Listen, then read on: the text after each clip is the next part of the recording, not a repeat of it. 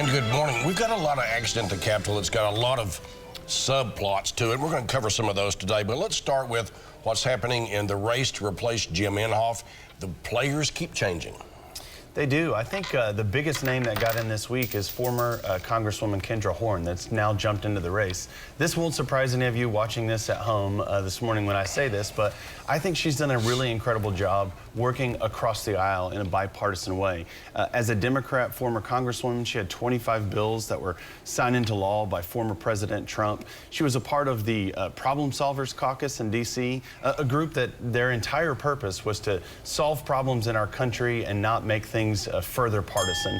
I think her getting in the race right now as a Democrat is a big deal in this race, and I think she'll really elevate the conversation. She will elevate the conversation, but this is a red state, and she just got overwhelmed in the congressional race. But there's also some interesting things happening on the Republican side. Well, there are some interesting things happening on the Republican side. Congressman Hearn is out, but former Speaker of the House T.W. Shannon is in. He came in a really big way. An announcement, First Americans Museum. T.W. has a national following. I mean, this appears to be a two-person race. This appears to be former Speaker T.W. Shannon versus Congressman Markwayne Mullin. With all respect to the former Congress lady who got in on the Democrat side, I just don't see a chance that a Democrat wins this race. This is going to come down to one of those two horses, and it's really going to heat up. Okay, you know, Commissioner Leslie Osborne was on yesterday talking about how many thousands of jobs left industries in Oklahoma, went into the medical marijuana industry. But we've been talking about it for a long time, but the time to step up and reform the system is now, correct? Absolutely. Commissioner Osborne was directly on point as to what's going on with how many jobs are leaving into the medical marijuana industry. And let's be clear, the ones that are playing by the rules, that's great. That's what we want. That's what the citizens voted for.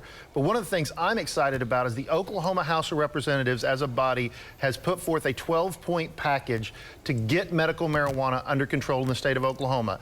None of it will hurt, none of the 12-point package will hurt individual businesses, but it will go a long way to curb the black market. I'm very excited. This is things like implementing seed to sale, making sure we're following all licensure requirements, giving additional enforcement mechanisms. I'm excited to see where we go. All right, and you're watching this and you're saying to yourself, is it going to actually happen? Look, I think this is something that everyone can agree on in the state of Oklahoma. This was passed by a state question many years ago, and it's now bloomed into an over $1 billion industry. But if we want the industry to continue to be here and we want it to be safe, then we're going to have to continue to put measures in place that make the industry safe for the patients that use it, but also make it safe for those that want to grow a business in this industry and know that those that operate in a legal way are going to have the weight of the law behind them, and those that operate in an illegal way will be taken out of the state. And I think that's what the number of these bills that are coming forward are going to do. In our next segment, two topics that are just very mild that are going to elicit a lot of hot response. Be right back. Well,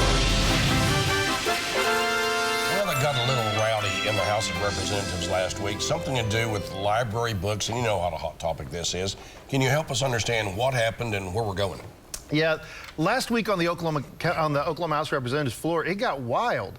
There was a very simple bill by Representative Sherry Conley, and all it said was parents had the right to look at what library books their children checked out. Think about that. We should be debating on the floor, how do we get more parents to do that, to be more involved with their child's life?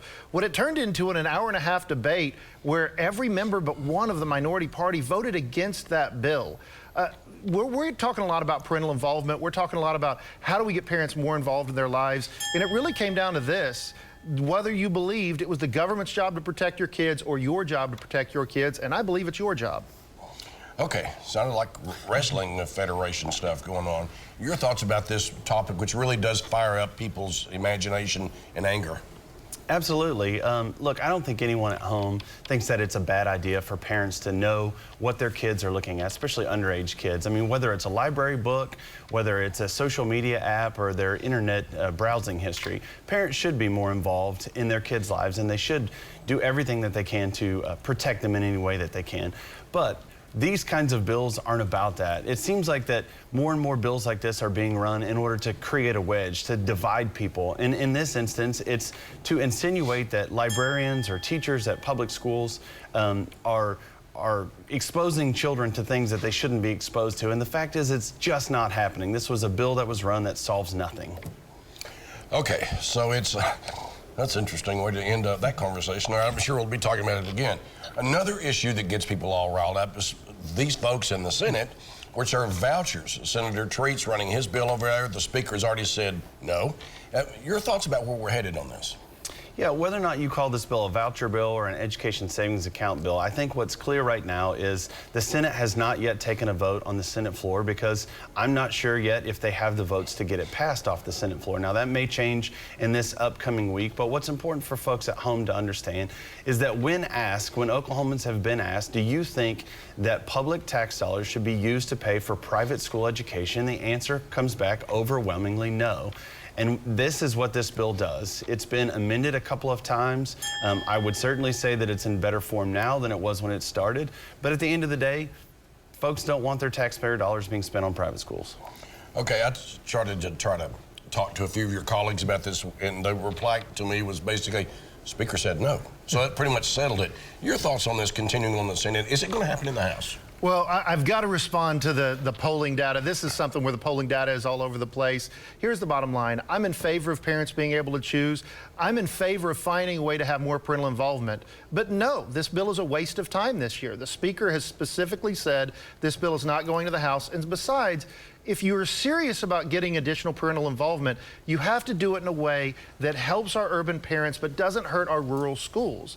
And what I would love to see happen is to go back to the drawing board, do a bill of this magnitude the way you're supposed to do it, spend the time before session, try to work out all the issues. But no, in the short term, I'm disappointed we could be talking about real education reform that has a chance. Speaker McCall's not going to budge on this. This bill's not going to be heard in the House.